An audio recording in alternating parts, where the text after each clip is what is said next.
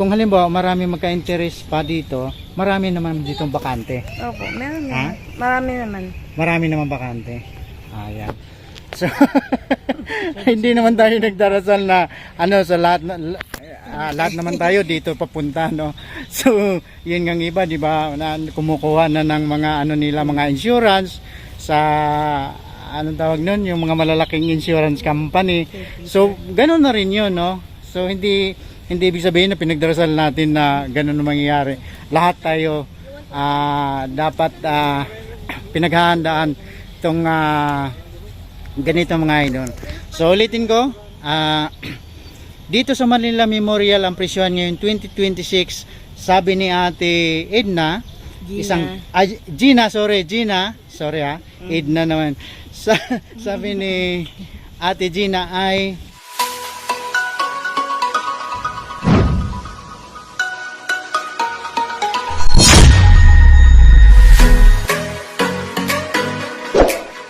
magandang araw sa inyong lahat mga idol. Welcome ulit sa akin channel.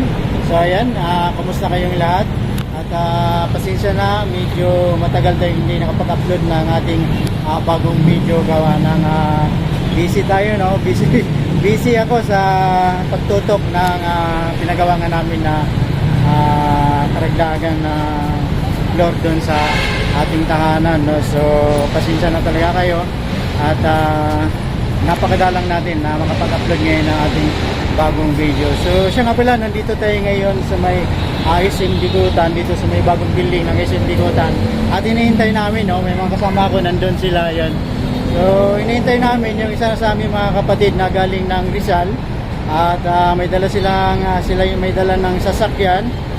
At may pupuntahan kasi kami doon sa may pupunta kami ng Manila Memorial sa may Sukat, Parañaque, no. At dadalaway namin yung puntod ng aming mga magulang gawa ng ngayon kasi ay anniversary, no, date anniversary ng aming papa, no. So ayan mga gigol, kaya nag-video lang muna ako para kahit paano ay may upload ako. So bahala na kayo kung panoorin niyo itong video ko na itong mga idol. So ayan, sa ngayon ay ito nga, hinihintay namin yung isa sa amin mga kapatid na galing pa ng Rizal. Alright, so antabayanin yung mga idol, maya mag-update pa ako sa inyo mamaya. Ayun na sila, tara. Ayun na. Sige na.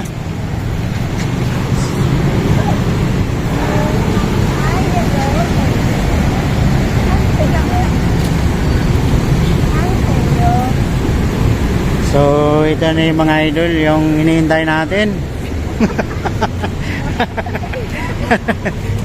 Medyo nangawit din yung paa namin sa kahantay.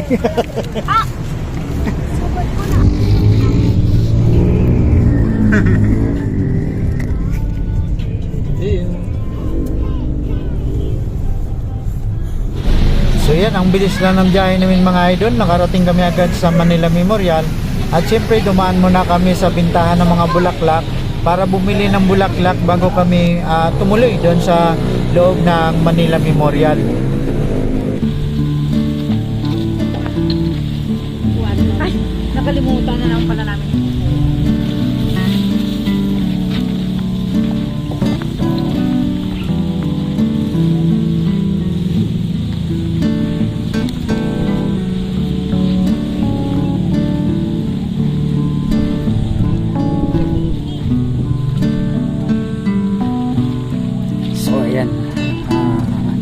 Ito na yung Nakalimutan na naman yung upuan na. lugar. Maraming upuan yan si ate. Si ate pa mabilis yan magano.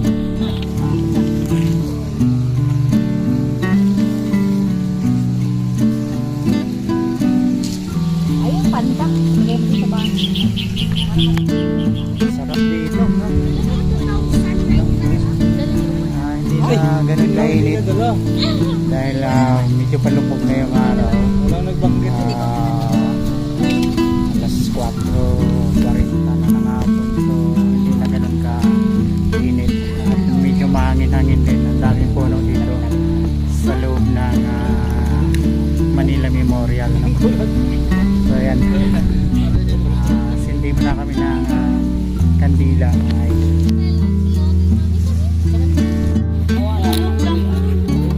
Ha? Alin? Saan? Saan? Dito.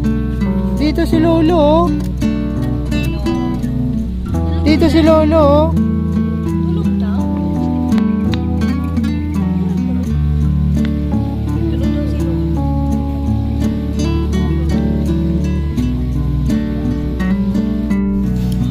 Kasi Chester, matutulog. Tayo, daddy mo matutulog.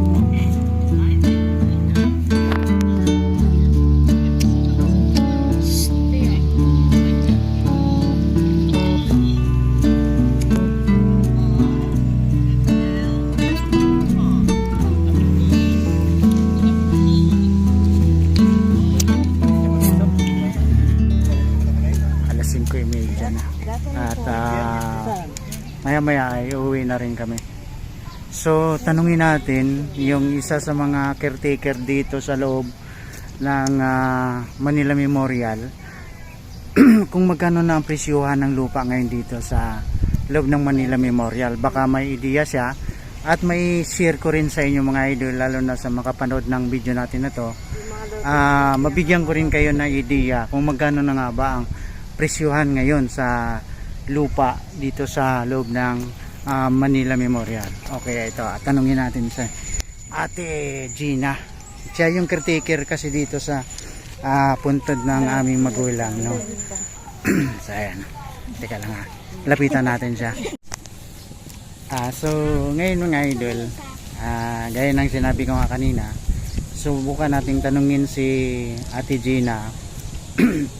Baka alam niya, may alam siya. At siguro baka alam din niya yung presyuhan ngayon ng lupa dito sa loob ng Manila Memorial. Si Ate Gina po ay siya yung caretaker dito sa puntod ng mga magulang namin dito sa loob ng Manila Memorial. Marami siya, hindi lang yung puntod ng magulang namin ang hawak nila. Marami sila, kumbaga tuka-tuka. May iba-iba sila na hawak na lugar, no? Kung ilang puntod yung hawak nila. So, ngayon tanungin natin siya at hingi tayo ng kunting kaalaman sa kanya tungkol sa presyuhan ng lupa dito sa loob ng Manila Memorial. So ito, tanungin natin si Ate Gina. Yun, okay lang naman makita kayo sa YouTube, no?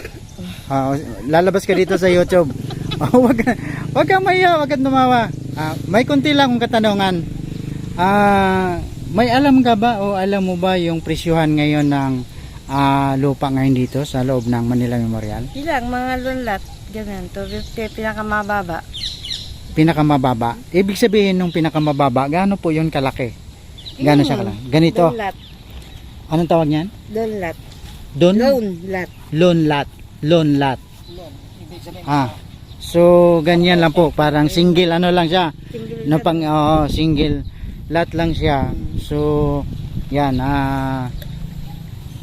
250. mga ganito, hindi ka ba may kumukali mga ganyan. 250 po yan.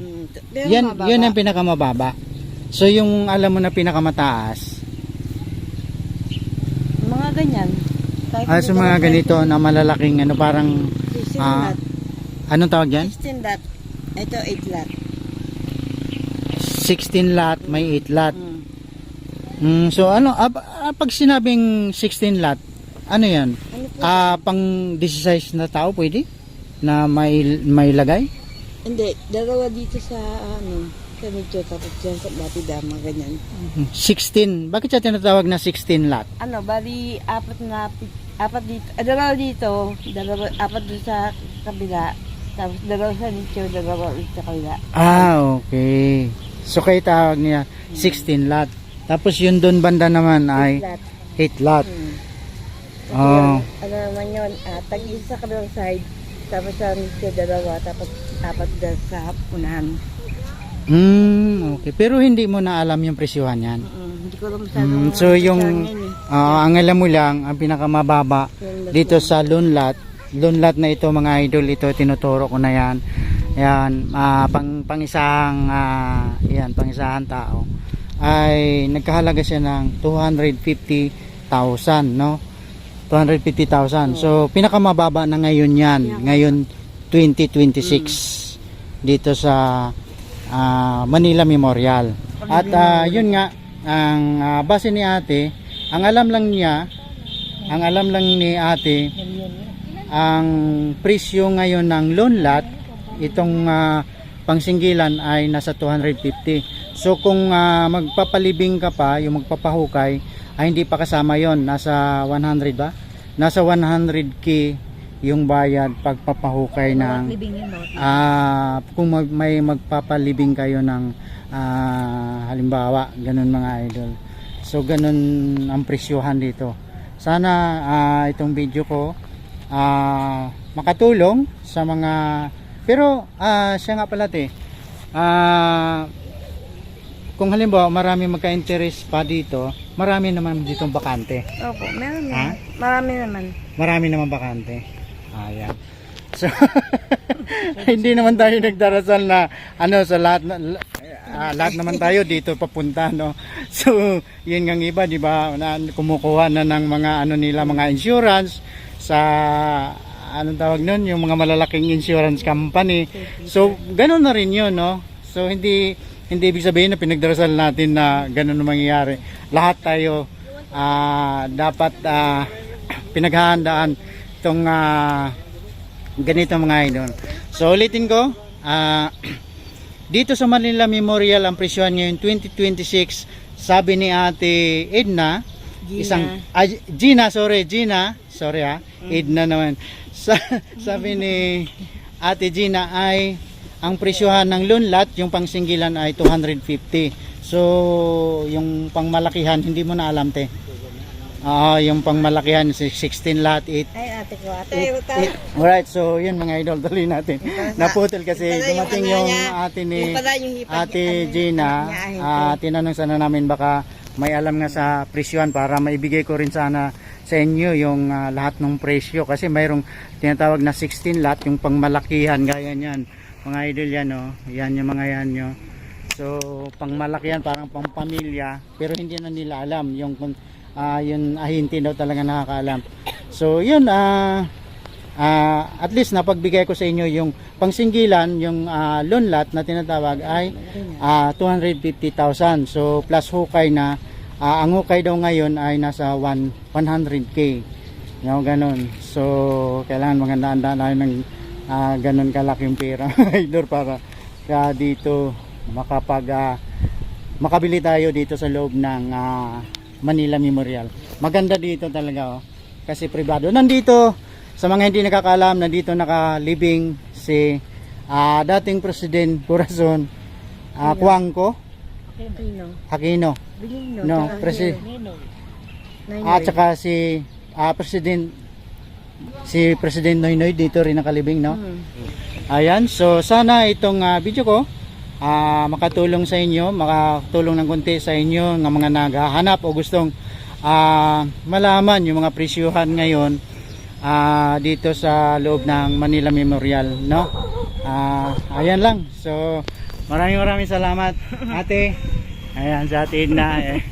Gina, ate Edna. Ano ba talaga? Gina. Ate Gina, ayan, thank you. Maraming salamat. God bless po. God bless sa'yo.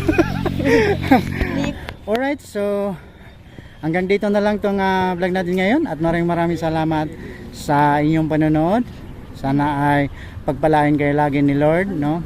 At wag nating kalimutan na magdasal palagi sa ating Panginoon na nasa langit, no? God bless po sa inyong lahat. At huwag na niyong kalimutan na i-like, i-share at pindutin ang ating notification bell para maging updated kayo sa mga susunod pa nating mga video. Okay, bye-bye.